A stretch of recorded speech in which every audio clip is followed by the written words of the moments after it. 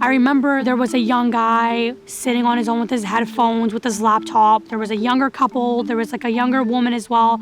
Everybody was just kind of like looking, but like minding their own business. And that's when he all of a sudden took his other hand and smacked me across the face. My name is Noor Fidel. I'm a 22-year-old Canadian Muslim, born and raised. On December 4th, 2017, I was the victim of a hate crime. Good evening. A 46-year-old man has been arrested and charged after what police are calling a hate-motivated attack on a woman on the Canada line. He tried to grab my head and force it against his crotch, and I looked at the passenger sitting next to me, and everyone was just looking. I think what really hurt me the most was not seeing anyone react or do anything. Well, most people, if they've seen an incident and they didn't intervene, most people have said that they feel really bad about that. They don't feel good about that. Sometimes it's not the will of the people that they don't want to intervene. It's just that sometimes they just don't know how. I'm Ninu Kang.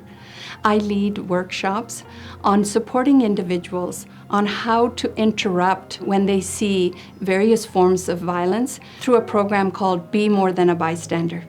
Be More Than a Bystander program is really about seeing something and feeling empowered to intervene and act, whether it's non-verbally or verbally, and making sure that the victim in that incident is feeling supported.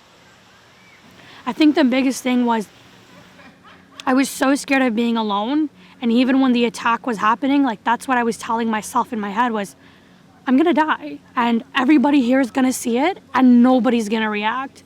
It's really, really important to focus on the person that's being harmed, and that's where you really need to step in and focus less on the person that's causing the harm, because you're not gonna change their behavior in that moment. So really stay focused on providing support to the person that's being harmed. A Good Samaritan, Jake Taylor, saw the incident unfolding and stepped in. Support comes in so many different ways. I think just making eye contact with the person being harmed is a form of support. Stepping in closer to the incident just to interrupt it, where the person feels like someone's next to them, is a form of support. Staying with them, knowing that they've experienced trauma in that incident, staying calm and helping them. Jake was just next to me trying to calm me down, and I think what like really saved me from just feeling much worse was just knowing that he was there in support. To be honest, like I just like remember going home and I was ready to end my life. Wasn't the first experience I had, and I wanted to, and I decided instead. I woke up the next morning and I told myself, no, you're not going to stay quiet about this.